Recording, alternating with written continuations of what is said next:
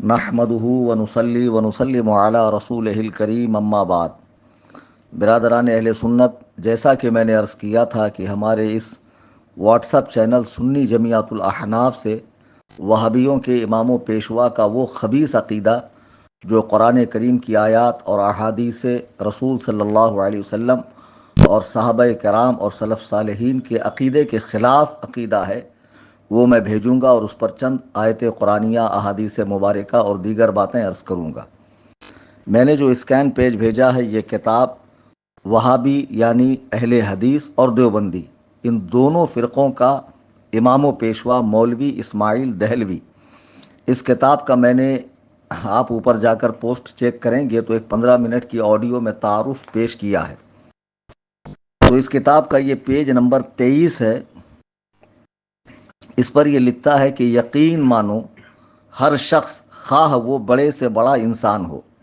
تو یہاں بڑے سے بڑا انسان سے مراد تمام اولیاء کرام، تابعین، صحابہ کرام کی مبارک جماعت، انبیاء علیہم السلام اور خود نبی کریم صلی اللہ علیہ وسلم کی ذات پاک شامل ہے۔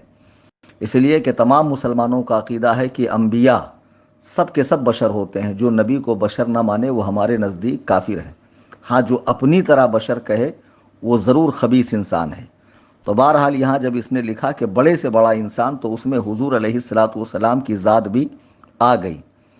تو وہابیوں کا یہ امام لکھتا ہے کہ یقین مانو ہر شخص، خواہ وہ بڑے سے بڑا انسان ہو یا مقرب ترین فرشتہ یعنی اللہ کا قریبی، جیسے جناب جبریل امین علیہ السلام، تو اس کی حیثیت شان الوہیت کے مقابلے میں ایک چمار کی حیثیت سے بھی زیادہ ذلیل ہے۔ معاذ اللہ رب العالمین ثم معاذ اللہ۔ آپ جانتے ہیں چمار ہمارے یہاں چپل سینے والوں کو کہتے ہیں، اور ہندوستان میں اب یہ لفظ بولنا بھی قانوناً جرم ہے۔ یہ لفظ میں اپنی طرف سے نہیں کہہ رہا ہوں، یہ اہل حدیث اور دیوبندیوں کے امام و پیشوا کی کتاب میں لکھا ہوا ہے، جو مر گیا اور مر کر اپنے انجام کو پہنچا۔ آج تک یہ کتاب اسی حالت میں چھپ رہی ہے، اور آپ دیکھ رہے ہیں یہ میرے پاس جو ہے وہ نیو ایڈیشن ہے۔ تو چمار، پہلے تو یہ سمجھ لیجئے کہ عزتیں مسلمانوں کے لیے ہیں، اور جو اللہ رسول کا مخالف ہے، باغی ہے، انکاری ہے، کافر ہے، وہ تو ویسی ذلیل ہے۔ پھر کافروں میں جو اپنے آپ کو اونچا سمجھتے ہیں حسب و نسب کے اعتبار سے، پیشے کے اعتبار سے، اور ان میں جو سب سے ذلیل ترین انسان ہوتا ہے، گند اٹھانے والا، چپل سینے والا اور دیگر گندے کام کرنے والا، اس کو وہ لوگ چمار وغیرہ کہتے ہیں۔ اب ذرا مجھے بتائیے کہ وہ مبارک جماعت جن پر اللہ تعالیٰ وحی نازل فرماتا ہے، کتابیں نازل فرماتا ہے، جو اللہ کے خاص بندے ہیں، اس مبارک جماعت کو اللہ کی شان کے مقابلے میں چمار سے زیادہ ذلیل کہنا، یہ کون سی توحید ہے؟ اب کوئی وہابی عقل کا اندھا، شکل کا گندا، دیو کا بندہ، مردود اگر یہ کہے یہاں خدا کی شان بیان ہو رہی ہے، تو ارے خبیثو، یہ خدا کی کیسی شان بیان کرنا ہے کہ جس میں انبیاء کی توہین ہو رہی ہے، جس میں انبیاء علیہم السلام کی توہین ہو رہی ہے؟ یہ تو پھر ایسے ہی ہوا کہ شیعہ محبت اہل بیت کی آڑ میں بغض صحابہ کر رہے ہیں، تو تم محبت خدا میں بغض نبی کا شکار ہو رہے ہو۔ کیا اس طرح خدا وند قدوس و جبروت کی معاذ اللہ شان بیان ہو سکتی ہے کہ اس کے محبوب جو وجہ تخلیق کائنات ہے، جن کے وجہ سے اللہ نے آسمان کا شامیانہ، زمین کا بچھونا بچھایا ہو، اور فرمایا کہ اے محبوب، اگر تجھے پیدا کرنا منظور نہ ہوتا تو میں یہ افلاک کو پیدا نہ کرتا، آسمان و زمین کو نہ پیدا فرماتا، جنت و دوزخ کو نہ پیدا فرماتا۔ اس نبی کو خدا کی کے سامنے چمار سے بھی زیادہ ذلیل کہنا، کیا یہ توحید ہے؟ آئیے ہم اس سلسلے میں قرآن کریم کی چند آیات کو دیکھتے ہیں۔ سورہ منافقون کی، جو قرآن کریم کی سورہ نمبر 63 ہے، اس کی آیت نمبر 8 میں اللہ ارشاد فرما رہا ہے، وَلِلَّهِ الْعِزَّةُ وَلِرَسُولِهِ وَلِلْمُؤْمِنِينَ، کہ عزت تو اللہ اور اس کے رسول اور مسلمانوں کے لیے ہے۔ تو قرآن کہہ رہا ہے کہ رسولوں کے لیے، مومنوں کے لیے عزت ہے، اور وہابی دیوبندیوں کا امام تقویت الایمان میں کہہ رہا ہے کہ اللہ کے سامنے سارے بڑے سے بڑے انسان، سارے انبیاء و مرسلین، حتیٰ کہ نبی کونین صلی اللہ علیہ وسلم بھی چمار سے زیادہ ذلیل ہے۔ اور پھر وہ نبی، آپ نبی کی شان کو سمجھنا ہے تو تقویت الایمان کو نہیں، اللہ کے قرآن کو پڑھیے، کہ جگہ جگہ قرآن کریم میں حضور علیہ الصلاۃ والسلام کے کمالات، معجزات، آپ کی شخصیت، آپ کے حسن و جمال، حتیٰ کہ جب آپ تشریف لائے تو اللہ تعالیٰ اس شہر کی قسم یاد فرما رہا، لا اقسم بہذا البلد، مجھے قسم ہے اس شہر کی، اللہ اکبر کبیرہ۔ تو قرآن تو نبی علیہ الصلاۃ والسلام کی تعریف و توصیف کر رہا ہے۔ ایک مقام پہ سورہ حجرات آیت جو قرآن کریم کی سورہ نمبر 49 ہے، اس کی آیت نمبر 2 میں بارگاہ نبوت و رسالت کے آداب اللہ تعالیٰ کس طرح بتا رہا ہے۔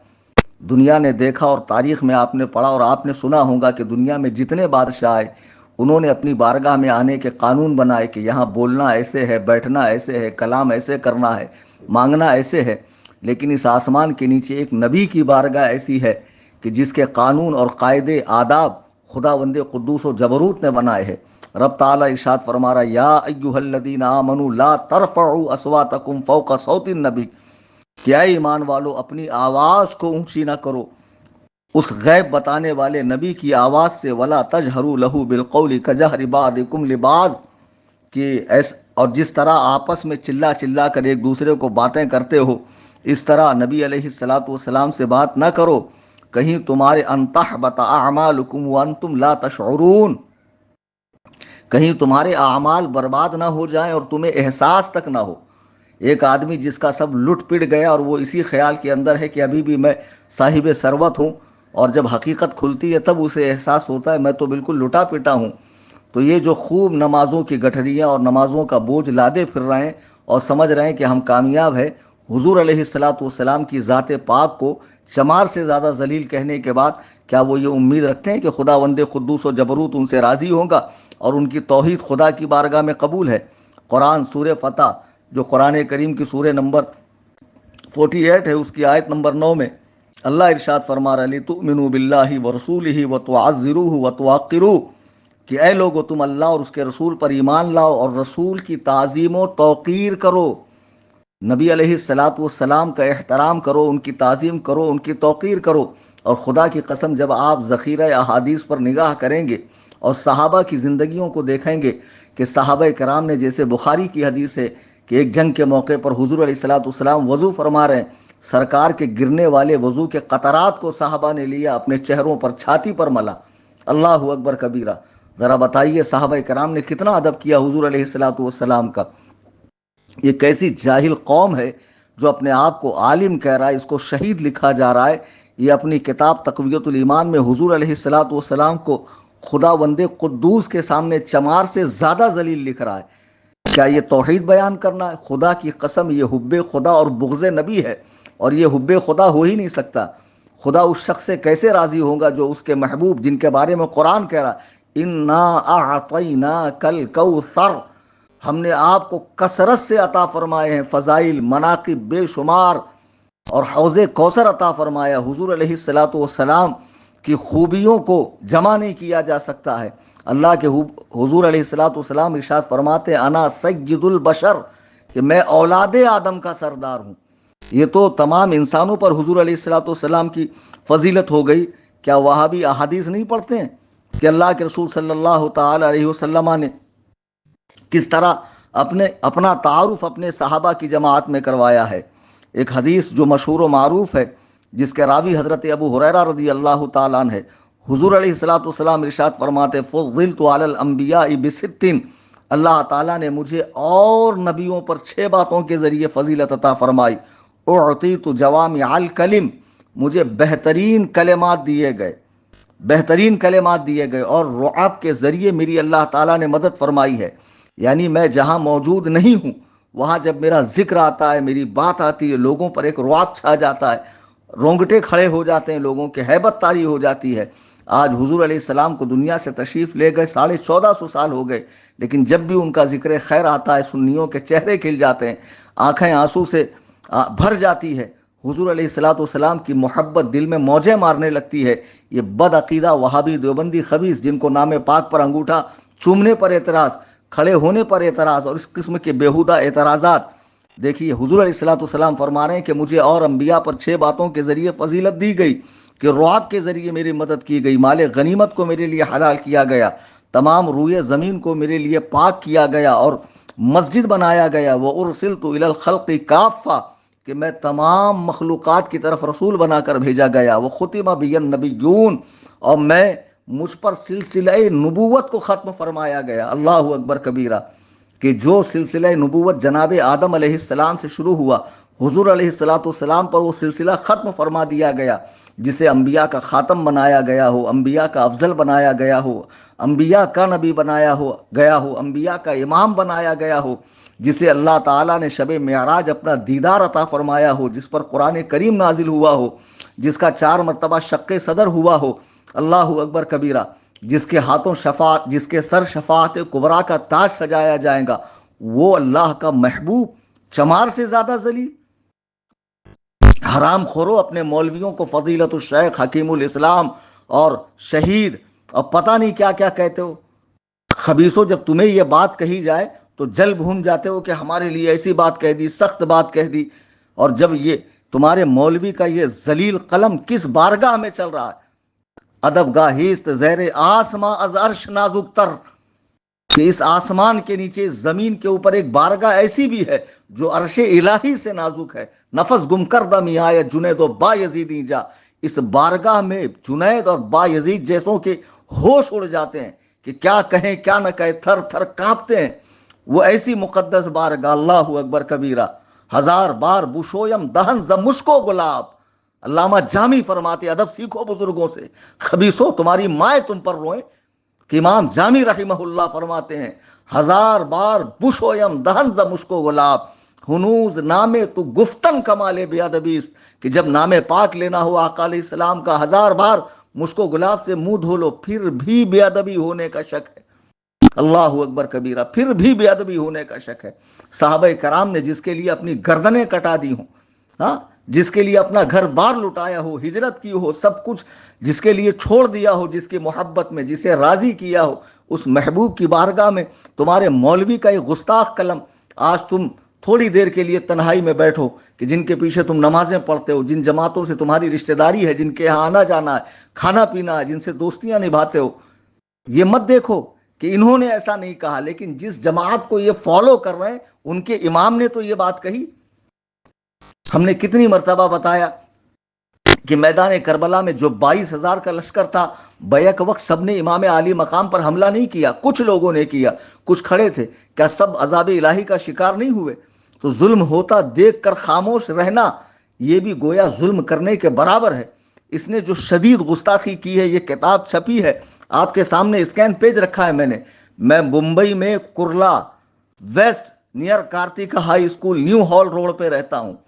جس وہابی دیوبندی کے ماں نے جنا ہو, حرام خورو, میرے سامنے آ کر مناظرہ کرو اور اس عبارت کو حدیث و قرآن کے مطابق صحیح ثابت کرو. یہ تو میں نے چند آیتیں پڑھی ہیں, چند حدیثیں بتائی ہے, صحابہ کے محبت کے چند قصے بتائے ہیں, چند علماء کرام کے اشعار پڑھے ہیں. خدا کی قسم محبت رسول سیکھنا تو اس زمانے میں بریلی کے امام کا کلام حدائق بخشش اٹھا کے پڑھو, جو نعت کی صورت میں اعلیٰ حضرت نے لکھا ہے, کوثر و تسنیم سے دھلی ہوئی وہ زبان جس سے مشامے جا معطر ہو جائے اور نبی کا عشق پھوٹ پھوٹ کر آپ کے قلب و ذہن سے نکلے اور آپ حضور کی محبت میں ڈوب جاؤ, ایسا کلام میرے اعلیٰ حضرت نے لکھا ہے. یہ ہے محبت رسول. جس امام کو تم بدعتی کہتے ہو, انگریزوں کا ایجنٹ کہتے ہو, معاذ اللہ, جس کو معاذ اللہ کہتے ہو کہ انہوں نے بدعات کو رواج دیا ہے. آگے تو میں پوری تفصیل بیان کرنے والا ہوں. انگریز کا ایجنٹ تھا کون, کس نے انگریز کے کہنے پر ہندوستان میں جو ہے فتنہ پھیلایا مسلمانوں کے درمیان. لیکن خدا کی قسم تھوڑی دیر کے لیے تنہائی میں بیٹھو اور مجھے بتاؤ تھوڑی دیر کے لیے تنہائی میں بیٹھ کر, کیا حضور علیہ الصلوۃ والسلام کی بارگاہ میں اس طرح کے جملے یہ توہین نہیں ہے؟ کیا یہ توہین نہیں ہے؟ اگر کوئی بچہ اپنے ماموں سے کہے میرے باپ کے سالے, تو وہ اسے اپنی گستاخی سمجھے, حالانکہ حقیقت ہے.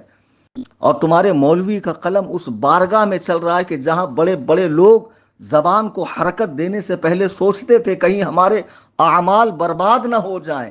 خدا کی قسم وہ ادب کیا ہے صحابہ کرام نے حضور علیہ الصلوۃ والسلام کا.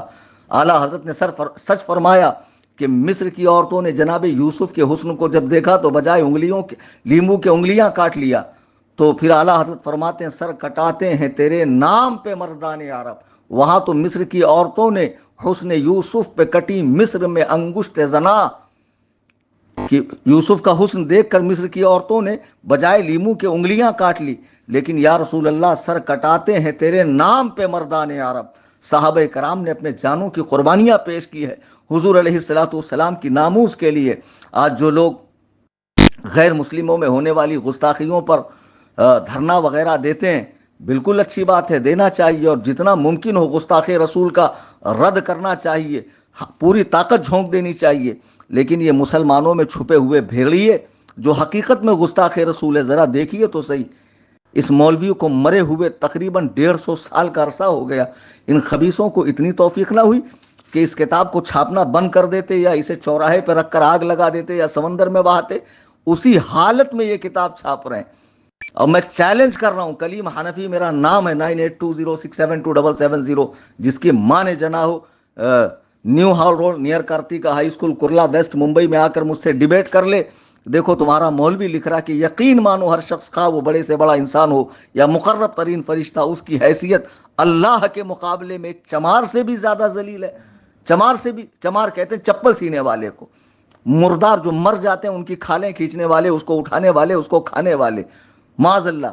یعنی جو غیر مسلم ہے ان میں سب سے نچلے طبقے کے لوگ، ان سے بھی زیادہ گئے گزرے ہیں تمام انبیاء. کیسی توحید ہے خبیثوں تمہاری بتا.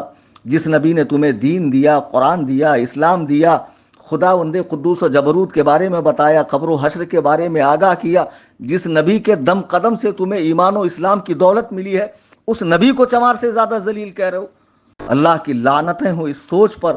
عزیزان ملت اسلامیہ، تنہائی میں بیٹھ کر ذرا غور کرنا کہ اس دور پرفتن میں مسلمان کہلانے والوں میں وہ کون سی جماعت ہے جو حقیقت میں خداوند قدوس و جبروت اور اس کے محبوب بندوں کا ادب کرتی ہے. خدا کی قسم سوائے اہل سنت و جماعت بریلوی مسلک کے آپ کو کوئی دوسرا نظر نہیں آئے گا.